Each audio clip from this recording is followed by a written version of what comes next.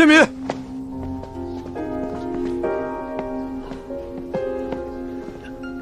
建民，坚持一下。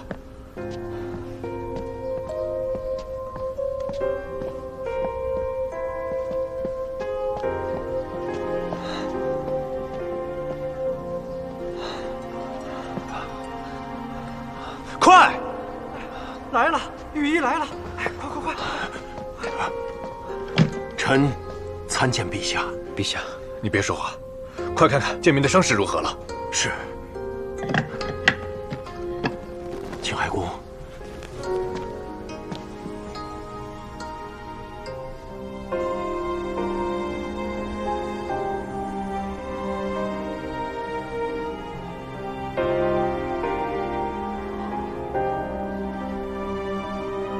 如何了？如何了？回禀陛下，青海公此番毒发，是因忧劳多思之故。臣需在药方中多添几味安神之药。青海公，还请您平心静气，不然日后会毒发的更为频繁。忧劳多思，朕就知道。建民，你这锯嘴葫芦的性子什么时候能改一改？还未找到解药吗？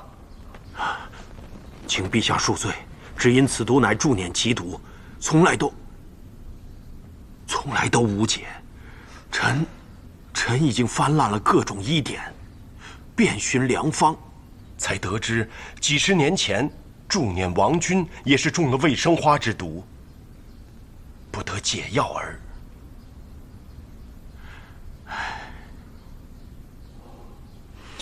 陛下，事已至此，不要再为难他们了。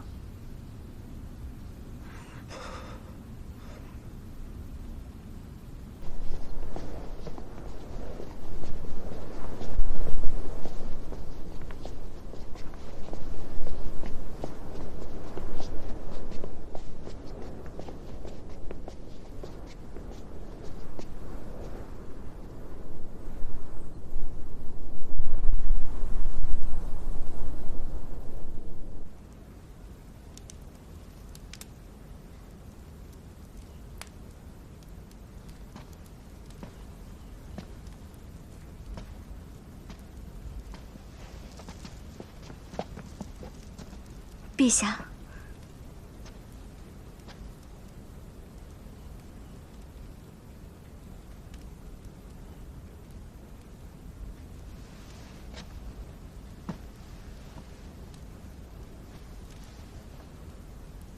怎么，朕进了你的族，玉安宫就不欢迎朕了？不是的。只是陛下今日侧妃，臣妾以为什么？没什么。婢子给陛下奉茶。不必了，退下吧。是。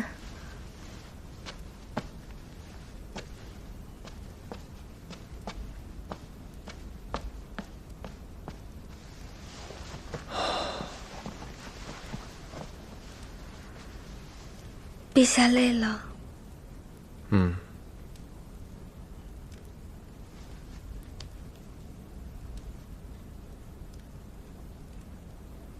想不想知道助捻的事儿？朕派去助捻的人传来消息，索兰一如往常，丝毫都没有被控制裹挟。你的母妃也很好。朕已令暗卫中的高手留在助捻，暗中保护他们，以防万一。还有那个婢女，朕也遣人将她好生安葬了。这下都放心了吧？臣妾谢陛下。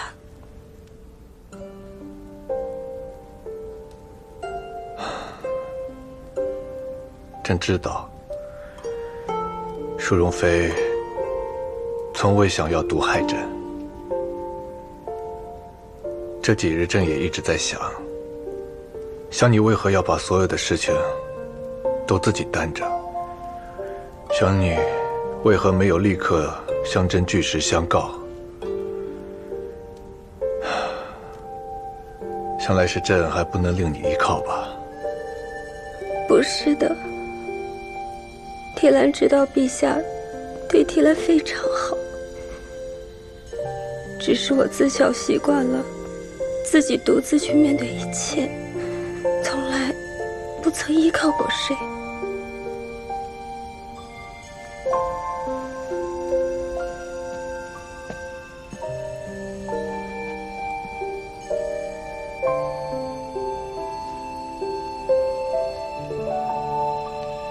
芷兰，你可记得，你曾跟朕说过，不会让朕成为孤家寡人。你说，要陪朕到时间的尽头。铁兰说过，既然要在一起一辈子，所有不能与他人道的，所有不能交由他人做的事，都应该彼此分担，这才是夫妻。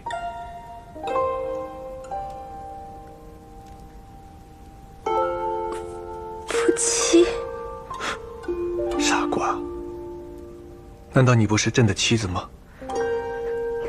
铁兰是陛下的妻子，愿一生一世生死相随。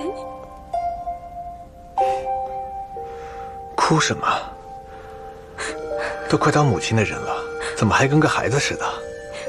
我是高兴。高兴也不能哭。朕在呢，朕在呢，不用再忧虑了，啊。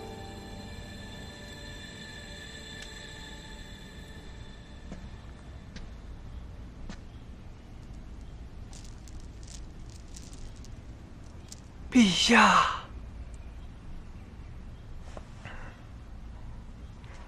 该起了。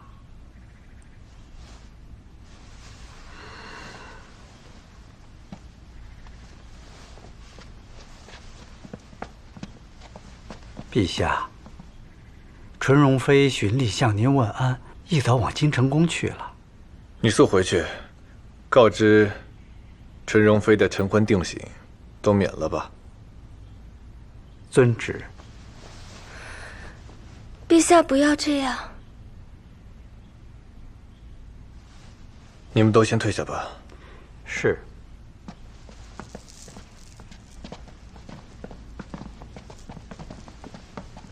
怎么这么早就醒了？每日在玉渊宫，白日里也可以小憩，所以睡不了那么长时间。陛下，为何不让海氏问安？是因为臣妾吗？请陛下不要因为臣妾冷落海氏。朕新纳了妃子，你非但不吃醋，还要朕别冷落她。海氏，她跟别人不一样。他救过臣妾的性命，臣妾亦视他为知己。淑若妃的胆子真是越发的大了，知道方海氏是女子之后，连知己这个词都用上了。你没有因为方海氏吃过醋，朕可是吃过的。陛下，昨日朕忘了告诉你，朕之所以纳方海氏为妃，是为了保住她和青海宫。她与朕之间只是君臣，不是夫妻。日后朕定会放她自由。怎么？难道在你的心里，朕是一个好色之徒？已经有了你，还想着其他人？既然你视他为知己，那朕会命他常来看看你，陪你说说话。谢谢陛下。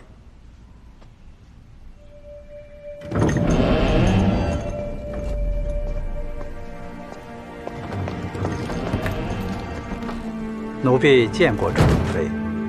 穆内官，陛下有旨，免除您日后的晨昏定刑。谢陛下。陛下还说，若是纯容妃无聊得紧，可以去玉安宫一坐。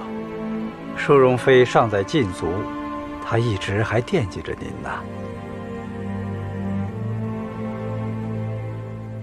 陛下有心了，海氏深谢，也谢谢穆内官。哎呀，折煞奴婢了。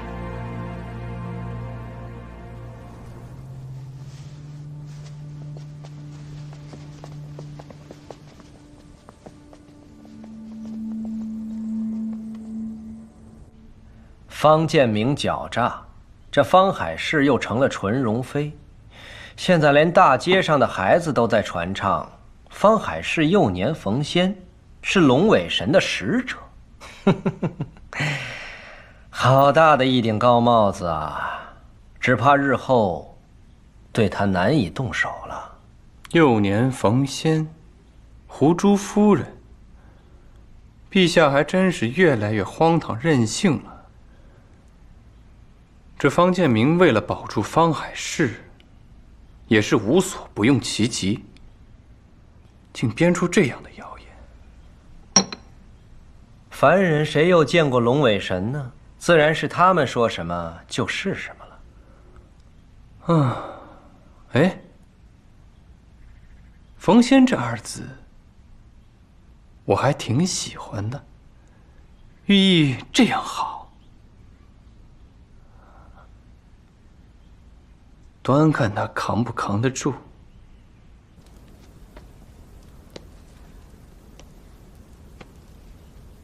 淑容妃为何突然把从祝年带来的医书都寻出来了？这没日没夜的看，是要查什么吗？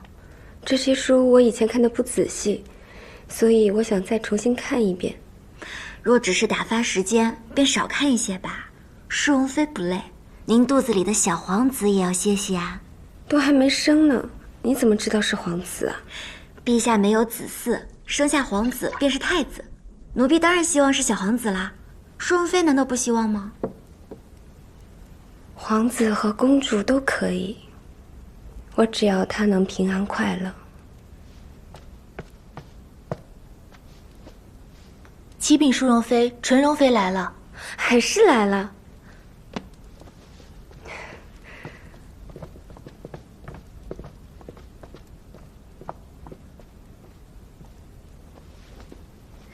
臣海氏参见淑容妃。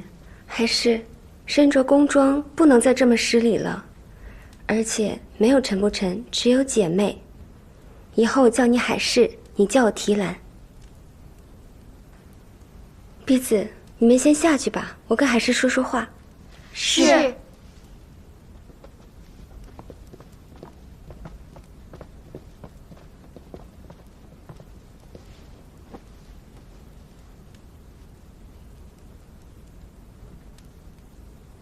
你清简了不少，是宫中生活不习惯吗？从前在这宫中当差，竟不觉得这宫墙重重，如今所在宫闱中，才发觉自己真的犹如笼中之鸟。就算是笼中鸟，你也不是皇子或皇英，你是海东青啊。纵使一时被困，也总有展翅飞翔的一日。陛下也说，终有一日定会给你自由。陛下，你的事他都同我讲了。其实从你救我那日起，我就知道你是女子。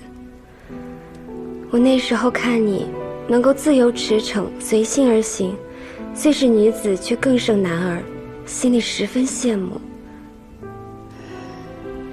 我一直以为这些话只能埋在心底，没想到能有一日跟你说出来。原来你已经护了我这么久。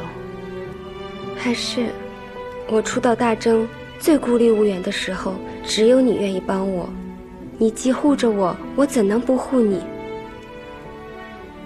我知道你心里苦，亦知道你不会听天由命，势必挣脱枷锁。我会帮你助你。你有心事时，亦可同我讲。谢谢。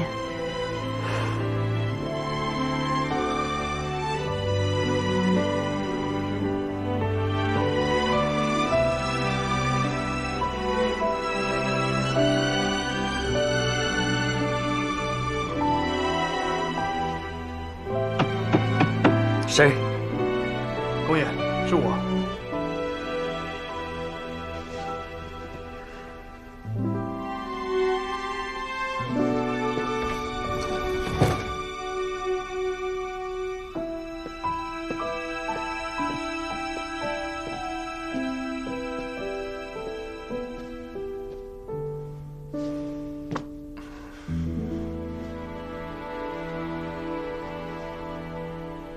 进来。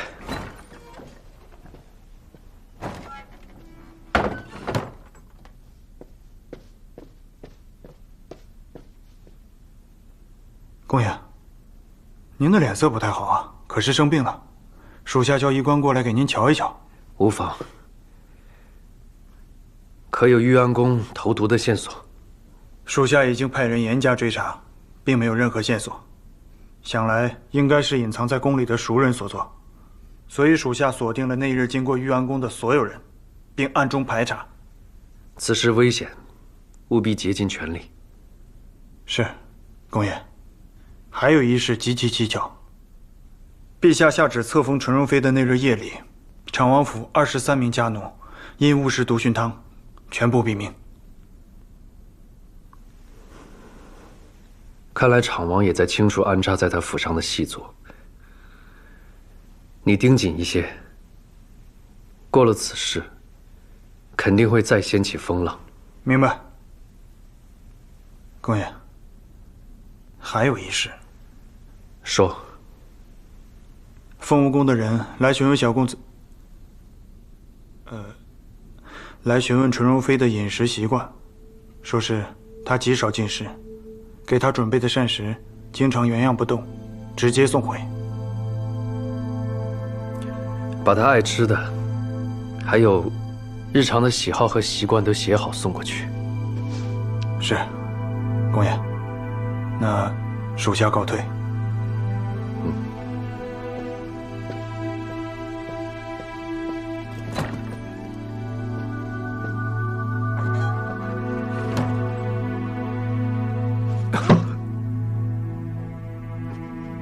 臣启陛下，西南连除大旱，作物欠收，逃难的灾民一路向东，沿途饿殍遍地。西平岗新任刺史刘长平上书求援。先前不是说欠收不过30%，各州府库中还有足够的存粮吗？回陛下，原本是这样，各州府各自开仓赈济，只要熬过这青黄不接之时，迎来秋稻，灾情自然可减。可是这2稻收成又不佳，禾苗盈尺又不结实，到了入冬，灾民遍地，百姓流离失所。更可恨的是，西南诸部看到西平岗灾情严重，更加跃跃欲试，他们想要趁虚而入，侵犯我大征，请陛下定夺。将详情呈上，朕会详加考量。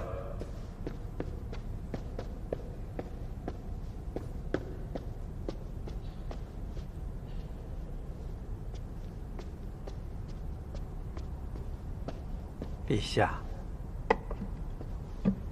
陛下，如今就连西平岗驻军补给也开始短缺，严重影响我军士气。现在到处有人在说连续大旱，秋稻欠收，这是因为触犯了龙尾神，这是龙尾神在施展惩罚。荒谬！陛下，西南百姓信奉龙尾神由来已久。更有人传说，只有天启城的龙尾神使者前往西平岗祭祀，才能稍缓灾情。陛下，臣也曾听说如此言论。眼下外族跃跃欲试，先前曾听闻纯容妃幼时逢仙得遇龙尾神，从此越州海岸风平浪静，五谷丰登。如果纯容妃前去赈灾，定能安抚民心。回禀陛下，西平港远在千里，如果真的要缓解灾情的话，应从邻近的越州调粮。纯容妃乃是宫中的女眷，恐怕难以解决西南的困顿。青海公，从越州调粮是一定的，但眼下西南饥馑，人心惶惶。纯容妃既然是龙尾神的使者，代表朝廷前往西平港赈灾，安抚民心，是最合适不过的。纯容妃乃是陛下的宫眷，并不是朝臣，岂有这么轻易抛头露面前往西南赈灾的道理？借助神迹，事半功倍，何乐不为？陛下，青海公说得对，赈灾一事，岂可派遣宫眷？陛下，还是让户部派人尽快调粮才是啊！陛下，臣愿意。罢了，赈灾之事，朕自会审慎处置。若没有其他事，退朝。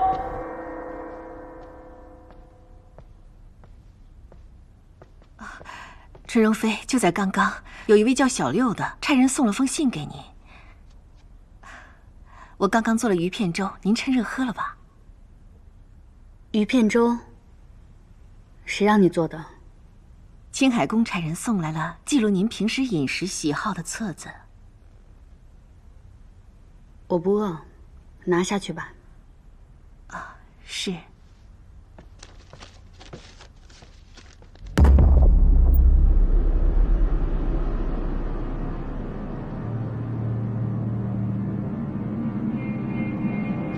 依然，奴婢在。帮我去找一些柏木或柏木制的器物来。陛下，这西南饥荒，雷州各部又从未死心，想吞并西南海域。此事终究要治理一番。春到欠收，秋到又欠收，州府的粮仓不是没有底，就算掏空了他们，也只能应付一时。朕自有法子，用不着你，你好生休养便是。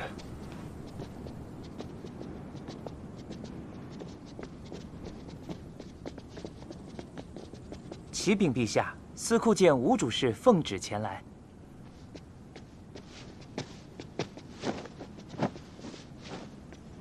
微臣参见陛下，参见青海公。平身。谢陛下。3月前，你曾上书给朕，说国库黄金无处安放，请求扩建库房。近日来，应该是为此事吧？回禀陛下，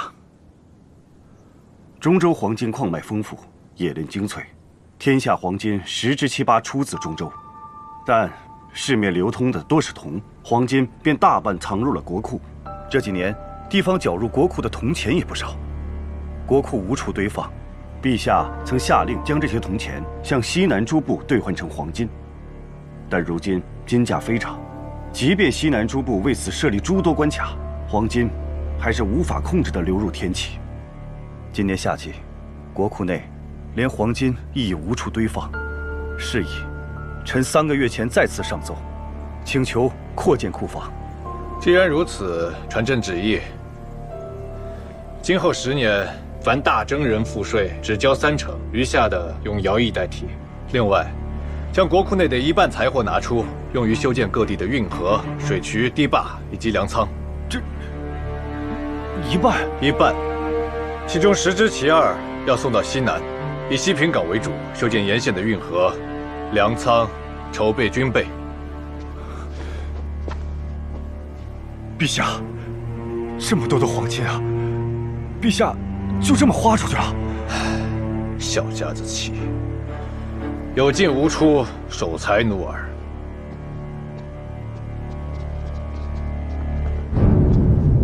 此时动用国库，可以令黄金价格平稳，恢复正常。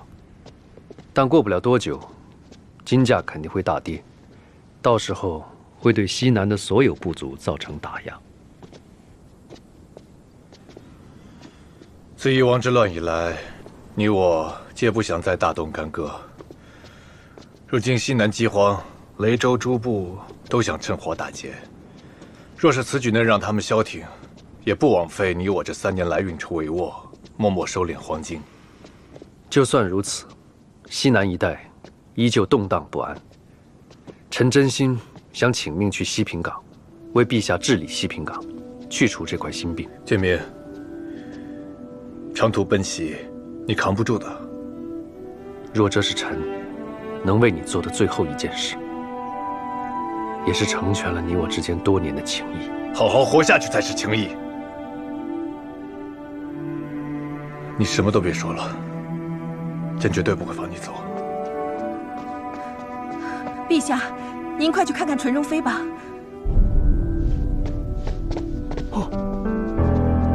陛下驾到！臣妾参见陛下，青海宫。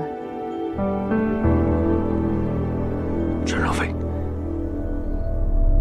你可知宫妃自伤乃重罪？臣妾并非自伤。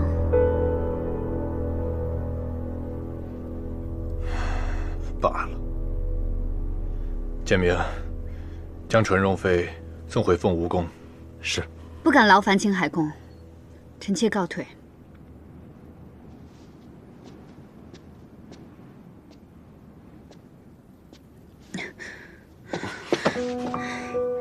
他怎么回事？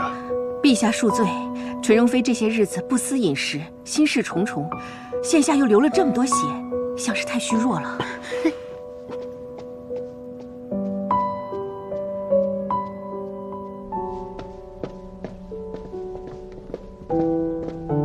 医官院的人呢？在路上，大概还要一阵子。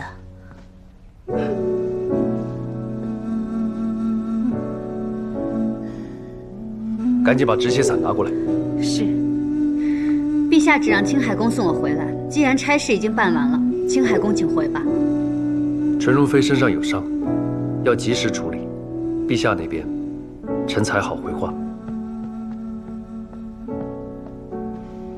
给我。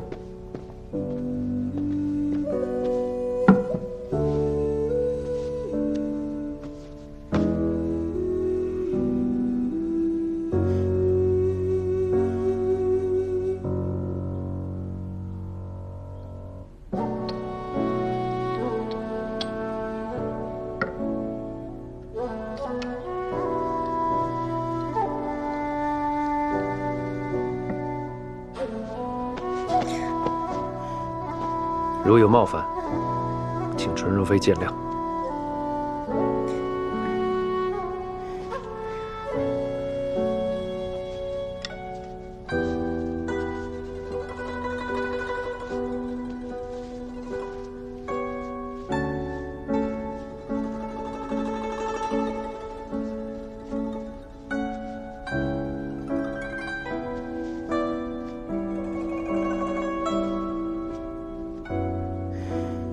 有劳了。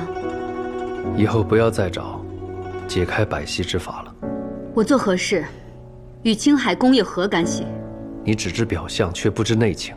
我现在就告诉你，关于百溪，最重要的不是其他，是血。唯有刘尚芳是血统的人，才可以解开百溪。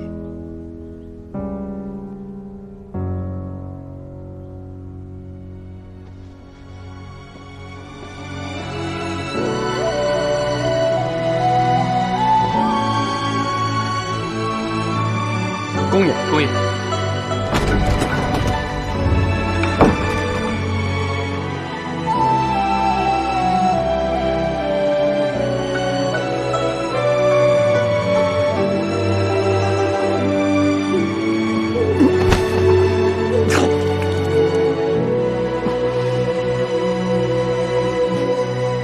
方建明，看来留给你的时间真的不多了。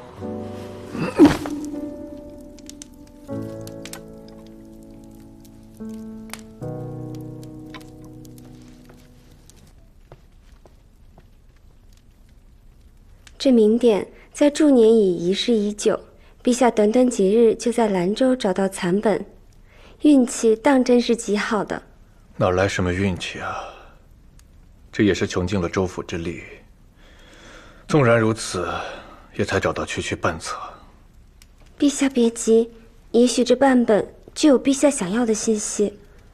希望如此吧。时候不早了，你仔细着身子，先去歇息吧。那陛下呢？朕看完这些便睡。陛下，青海宫不行了。什么？陛下，你先歇着，朕回京城宫。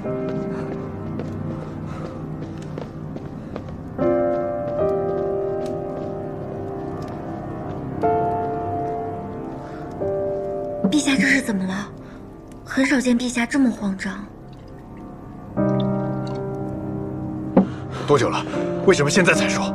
天威已经昏迷了几个时辰了，眼下李御医正在极力救治，说青海宫的情形很不好，怕是撑不过今夜啊。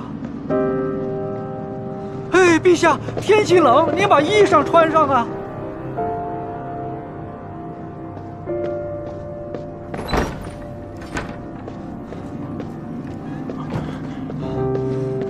如何？臣参见陛下。如何？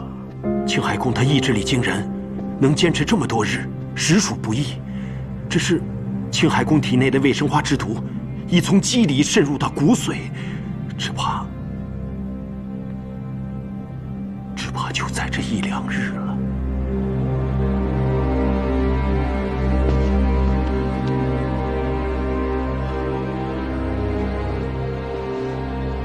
陛下，陛下当心龙体呀！朕不管，就算是逆天改命，朕也要留住他。臣实在是无能为力。一定有办法的，一定有办法。府库不是还有一段应龙角可以续命吗？快去取来！万万不可啊，陛下，那可是陛下已备不时之需。快去！陛下，遵旨，遵旨。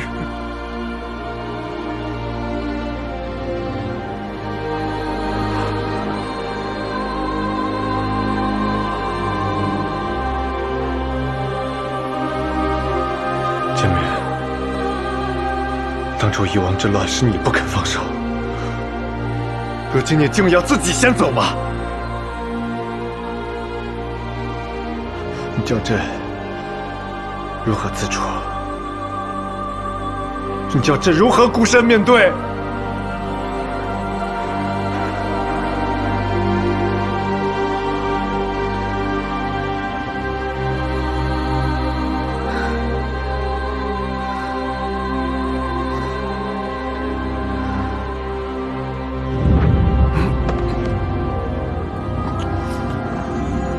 师傅，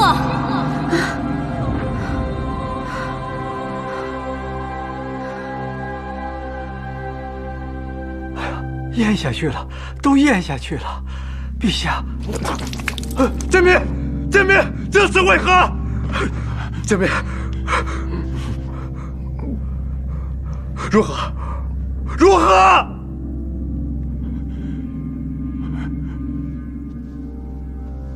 恭喜陛下，虽然一碗药没有喝尽，但脉象已渐趋平稳。那这是……哦，应龙角本是续命之奇物，青海宫短时间之内应该无碍。只是青海宫体内的卫生花毒素尚未去除，恐怕日后得寻到比应龙角更加稀罕的灵药，才能护住青海宫啊。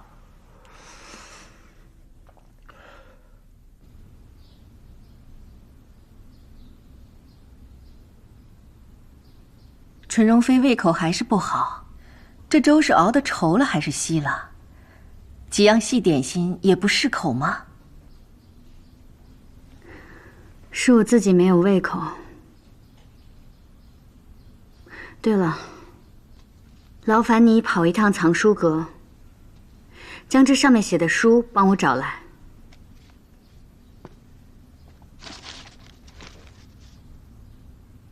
您是要看历朝以来记录勋贵世家的典籍？只要是和流觞方士有关的，这笺纸上若有遗漏，也请一并帮我找来。都退下吧。是。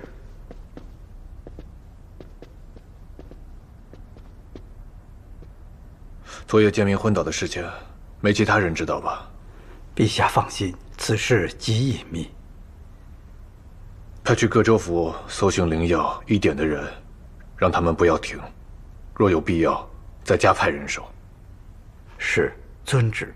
奴婢定让他们加倍小心，不得外泄。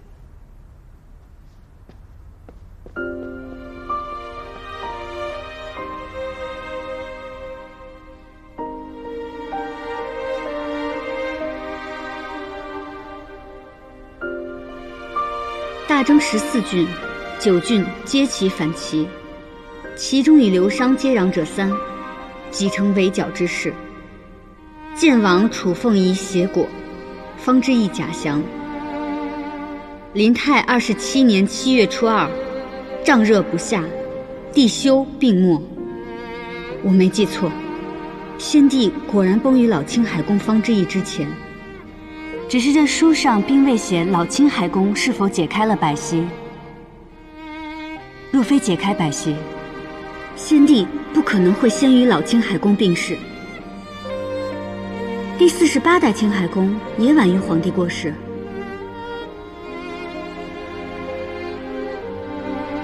纯容妃，给您准备了一些茶点，您午膳用的少，吃些茶点稍微歇息一下吧。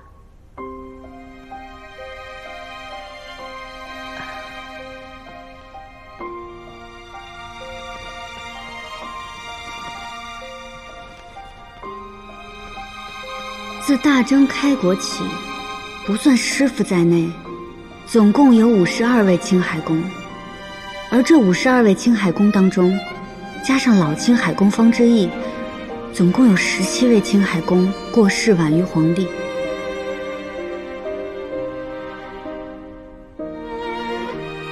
臣知道，上一任老青海公比帝休多活了几年，臣亦知道，陛下视青海公为挚友。应该也想过放他自由。这样的事情确实偶有先例。陛下说的没错，百溪当真有解，只是所有的这些书里，竟然丝毫没有提及百溪的，更无从探知解除百溪的方法。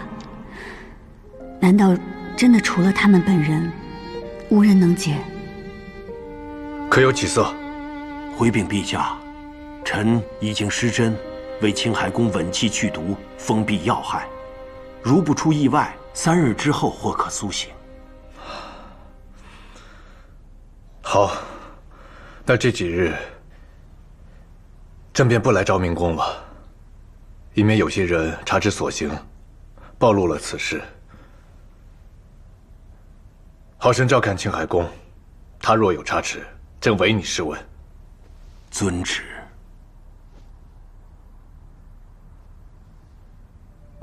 恭送陛下。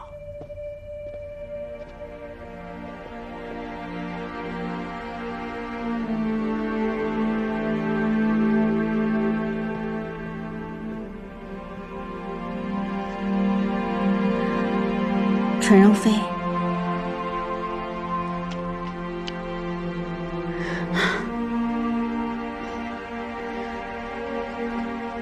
天亮了，这么睡容易着凉了。玉然，再去帮我找一些关于此类记载的书籍。罢了，还是我自己去吧。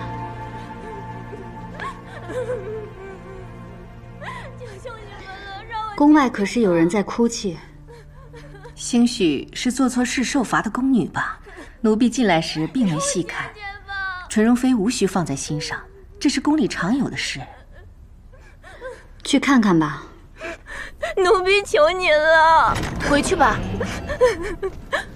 纯容妃，纯容妃，奴婢求求您，求求您救救奴婢的母亲和妹妹，现在只有你能救他们了。你先起来。谢纯容妃。到底发生什么事情了？你告诉我，我能帮的一定会帮你。奴婢本是晋成公的一名粗苦仆役，家住在西平港。近几日来，西平港一带处处闹饥荒，昨日奴婢的母亲写信来说，奴婢的父亲和哥哥都已经饿死了，奴婢的妹妹也和母亲走散了，奴婢实在没有其他办法了，只能求您了，您救救他们吧，奴婢求您了。饥荒，那要户部拨粮，各州府开仓赈济，我人在都中，如何能帮你的家人？外面都已经传开了，他们说夫人少时遇仙，曾遇到过龙尾神，是龙尾神的使者，而这次饥荒，就是因为西南天海造地，才触怒了龙尾神，降下大旱，使得西南地区饿殍遍地。现在宫里宫外都在传说，如果您能到西平港去，向龙尾神祈祷，就一定能够拯救灾民的。奴婢求您了，救救我的家人吧！奴婢求您了，奴婢求您了。一只水饺一只虾，好吃就是思念金牌虾水饺，水饺吃思念，好运在虎年。思念金牌虾水饺，邀您继续观看《狐珠夫人》。明知是无稽之谈，还上书不止。朕看是摆明了有人牵了头，将他们联合起来逼迫朕。有朝一日，朕终要将这群奸臣的舌头给拔了。陛下息怒啊！方海市他现在只不过是宫中的一介女眷，众口一词要他去赈灾，纯容妃做什么？他武是将出身，年纪又轻，让他来协调各州府，人还没到，灾还没震，就被扒了一层皮。启禀陛下，纯容妃求见。叫你个没眼力劲儿的东西，快出去！陛下，我正是来协助陛下解决棘手政务的。臣参见陛下。平身。后宫不得干涉，你若无事，赶紧退下，以免惹人非议。西平港赈灾，臣当仁不让。你要去西平港赈灾？既然朝臣跟百姓都请愿了，还请陛下恩准，臣前往西南，协调各州府，赈济灾情。胡闹！你可知西南现在是龙潭虎穴？臣知道，西南如今灾民遍地，如若安抚不好，或许有人揭竿而起。一旦引起民乱，臣必首当其冲，成为所有人的靶子。到时候，我想不死都不成了。不止。是不止。西平港经营海上贸易多年，虽不比皖州的南淮，但那里世家豪商遍地。各州府虽都由朝廷设立，官员也都由都中派遣，但这些人常年与当地的士绅往来，未必与都中全然一条心。如今灾情严重至此，各州府大都有问题，或许就连他们每年上报上来的仓库中存粮的储量都有虚实问题。你明知情形复杂，还敢自荐？难不成你有把握？臣没有全然的把握，只有3成而已。3成？臣认为，世上的事，只要有3成的把握，便可一搏。况且，臣自信有机变。去到西平港实地考究以后，臣便能有5成把握。而朝中其他的官员，至多也就5成把握。他们，陛下未必全信，而臣，陛下可以全信。不可，朕不可让你涉险。臣知陛下爱护臣，但为臣之意，不过青山埋忠骨，马革裹尸还。只要能解百姓之苦，解大征之忧，臣愿涉险。这才是臣存在的价值。还请陛下不要让臣躲在都中，犹如笼中之鸟，日渐消磨斗志。还请陛下恩准，让臣前往西平港。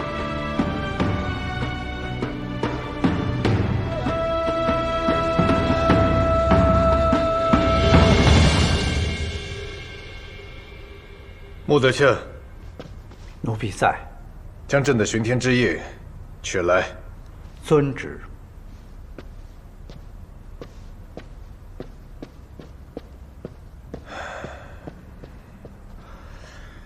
近日可曾去过昭明宫？回禀陛下，臣一向不爱走动，近日都在凤梧宫读书消遣。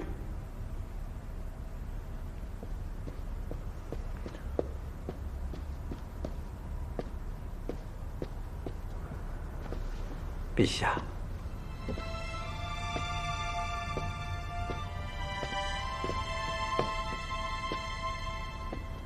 方海市领旨，挟此群天之应，你便是朕的身外之身，所到之处，诸州府县主官皆任由你调度。朕令你速速前往西平港赈济灾情，不得有误。臣方海市遵旨。陛下，臣还有一不情之请。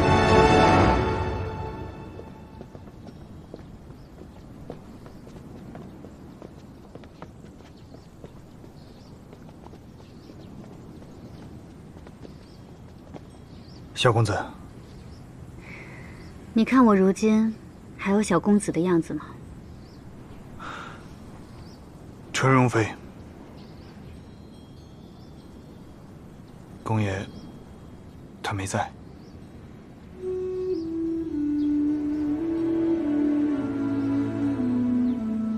少子哥，我即日起便要前往西平港赈灾，有陛下手诏，还请你拨派人手协助我。臣立刻着手拨派人手。有劳了。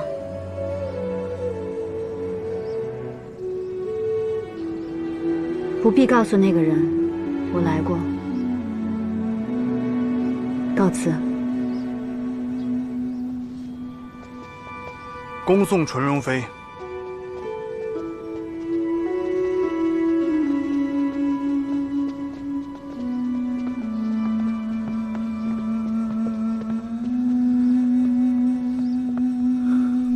这西南一带，进去容易，出来难。还是殿下您运筹帷幄呀，不动声色的就让那方海市走上了不归之路。他以御仙为由，沽名钓誉，冒犯了龙尾神，本该就是死罪。如今西南是灾民遍地，倘若他被戳穿，死在了那里，就连造谣的方建明也难有个交代呀。哎呀，殿下，您这是一箭双雕啊！说到方建明，好像有2、3日没见到他了，早朝也没露脸。是啊，有几日没见着他了。哎，施主事也说了，这几日啊，不见他在宫中走动啊。方建明离开都中了？各城门都有咱们的眼线，没有方建明离开的消息啊。如果说他没有秘密离开都中，又没有露面啊，或许是因为伤病，猫了起来也是有可能的呀。哎，我立即传话给施主事，叫他探明真相。倘若这方建明真的有伤病在身，不能露面，那方海市独身在外，孤立无援，那这场戏岂不是更好看了？是。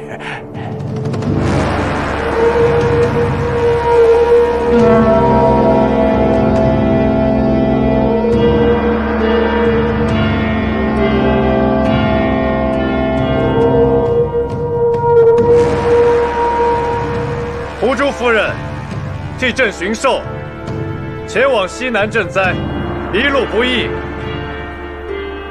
愿胡珠夫人此去顺遂，早日归朝。愿胡珠夫人此去顺遂，早日归朝。臣妾拜别。平身。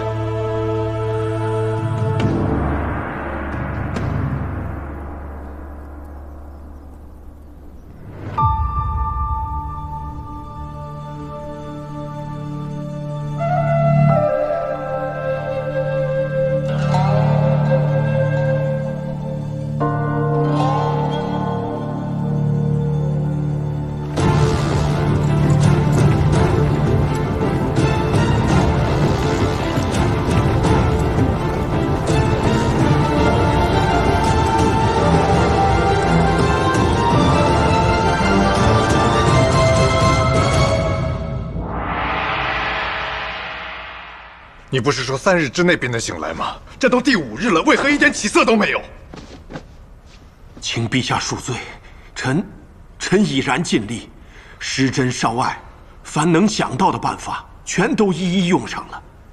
但青海宫如此昏睡下去，臣也无计可施啊！你，陛下，陛下，淑容妃命人传话，说是在明典中有所发现，让你赶快去一趟。朕这就过去。若有闪失，朕唯你是问。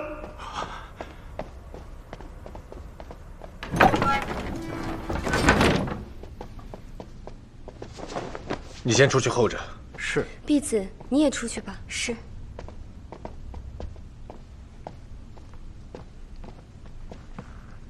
你说明殿中有所发现？刚刚婢子在给我倒茶的时候，不小心在这上面洒了一些。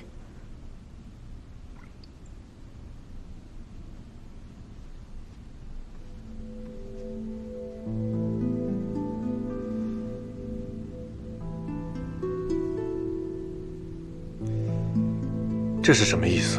这是助念古语，上面说的是：凡中毒者，无论何毒，若有龙尾神眷顾，皆可痊愈。龙尾神的眷顾，除了方海市之外，朕还从未听说过有谁真的见到过龙尾神。那从前中毒的人可曾出海寻找过龙尾神？是有人去过，但是从未听说有人带解药回来。臣妾小时候在住你的王宫听到过一些故事，有些人出海去寻找龙尾神赐药，但龙尾神并未赐予。那时候大家都以为那是长生不老之药，但现在看来，有可能是解毒之药。那这上面是否还有其他线索？有没有提到解毒的具体方法？没有。这么说的话，朕觉得可能真的只是传说和纪元了。陛下，是这样的，在雷州数千年口口相传的传说里曾提及，龙尾神的发丝、血和鳞片均可以入药救人。既然明典上有这样的记载，那就说明这些传说不一定是没有意义的。如此说来的话，鲛珠呢？鲛珠是不是也可以？鲛珠，鲛珠是龙尾神的眼泪，应该可以。鲛珠，对呀。谢谢你，狄兰。陛下不要谢我，陛下不是说过吗？夫妻就是要一起分担的。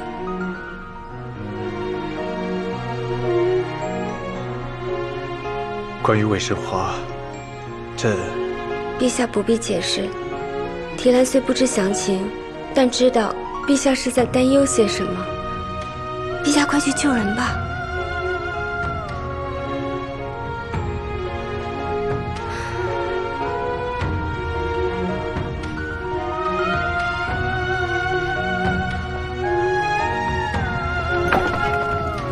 穆德信，快去把胡珠夫人陪嫁的鲛珠拿来。啊，是。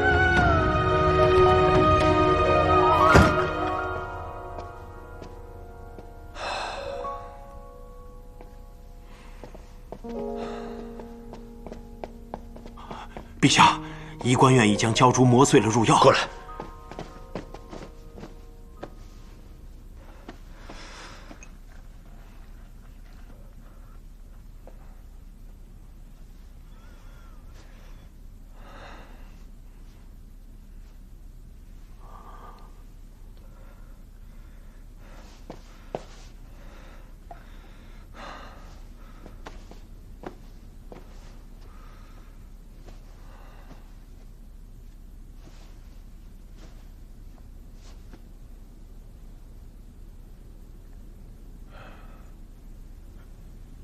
见面，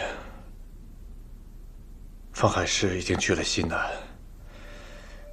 你若就此撒手，就真的是天人永隔了。他定会抱憾终身，到时候朕都不一定能保得住他。因此，就算是为了顾念他，你也要赶紧醒过来。明白吗？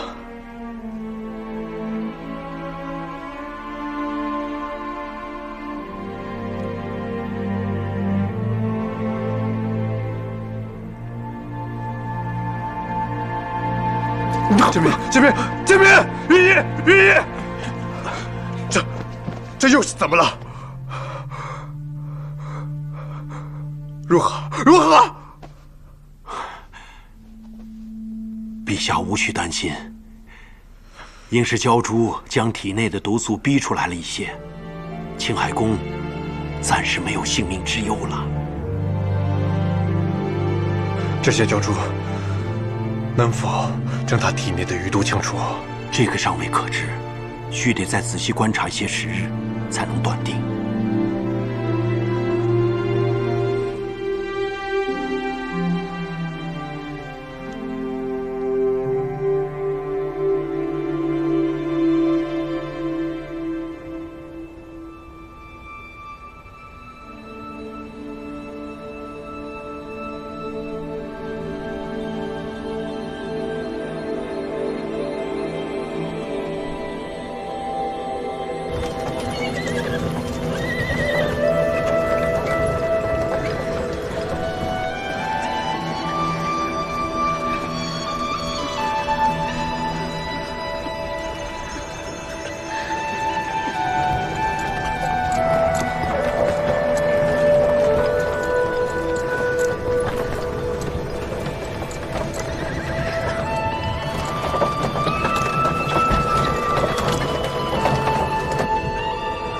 纯柔妃，还有1个时辰便可以到达西平港了。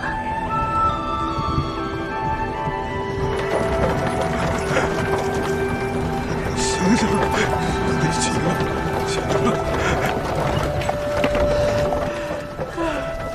娘。果然如他们所说，西南饥馑，到处都是灾民。城中情况如何？说来奇怪。灾民如此之多，却都是周边府县的人。西平港城内并没有多少减员，反而有人聚集。奴婢觉得事有蹊跷。有人聚集，或许是因为开仓赈济吗？可是几个月前，西平港的刺史刘昌平已上书，说西平港仓中粮食告急，已无余粮了。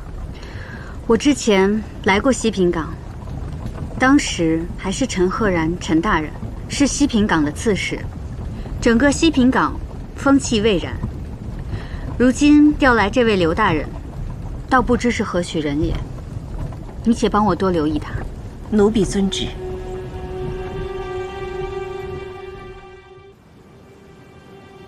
清理好了吗？大人放心，几处寺庙和关衙外的灾民都清理干净了。这2日，粥棚里的东西也都换好了。绝对让胡珠夫人一点都见不到。原本上书是为了求赈灾的粮食，没想到这越州的粮食没有到，胡珠夫人却先来了。她可是射杀老左蒲敦王的厉害角色，不好搪塞呀。嘿，大人啊，你我与都中这些人周旋多年，还不知道这点事儿？一介女流，哪有什么赈灾的本事呀？据说这位胡珠夫人出身流商方氏，是青海宫门下的学生，后来才进献给陛下。真来西平港办事的人未必是他，只不过呢，他有这份功劳而已。就按先前说好的，好吃好喝的伺候着，好言好语的陪着，事后大笔珠宝华服奉送。他眼里看不见灾民，心里也不挂住此事。到时候等越州的粮食一到，咱们再恭恭敬敬的把他送回去就是了。但愿如此吧，百里先生。刘大人，胡珠夫人的春点队伍已经快到了。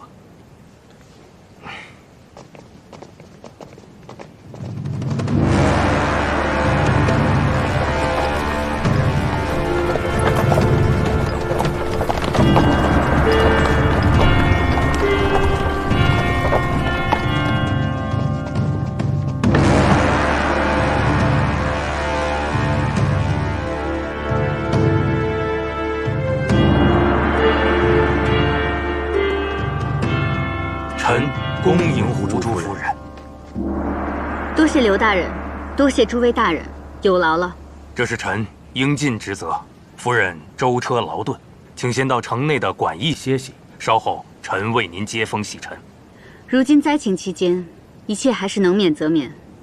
大人不如直接与本宫说说现下各州府的情况。本宫还想去粮仓还有粥棚看一看，看能为百姓们做些什么。啊，胡珠夫人，这越州的粮食没到啊，想要灾情平息，恐怕不是一朝一夕之事。再者，夫人您长途跋涉而来，也需要稍作休整。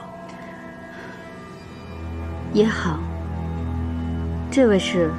啊，草民是西平港商会的会长百里元。姓百里，可是皖州南怀的百里？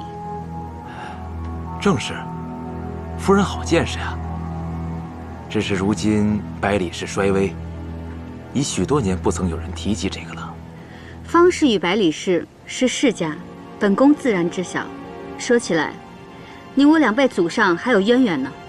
是，先祖确实与刘长方氏有些联系啊，这也实是草民之幸。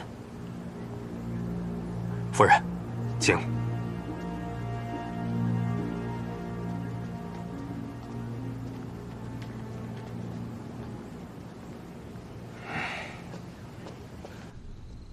夫人，西平港地处偏僻，没什么好酒好菜奉给夫人，还望夫人恕罪。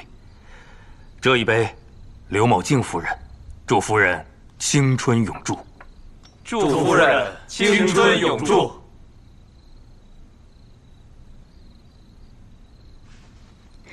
刘大人过谦了。西平港，物华天宝，人杰地灵。本宫一路走过来，看到湖光山色，美不胜收，倒是比都中还要强些呢。夫人，您过奖了。胡珠夫人身份高贵，待陛下出使西南探视灾情，西南官民受宠若惊，不敢怠慢。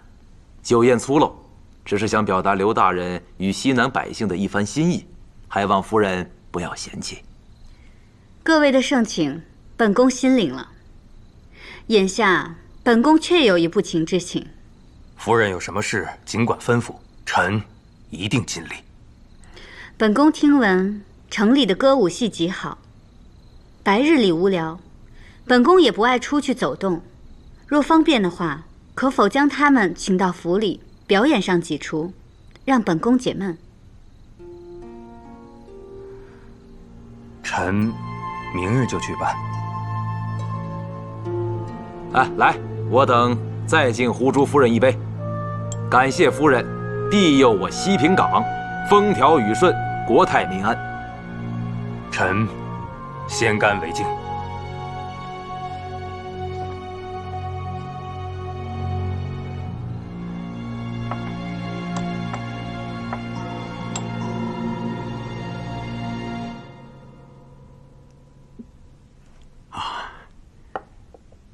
这鲛珠啊，果然神效。再过几日啊，青海宫便可行走如常了。鲛珠只能去除已生成的毒血，无法除根，不过是区应付一些日子而已。青海宫，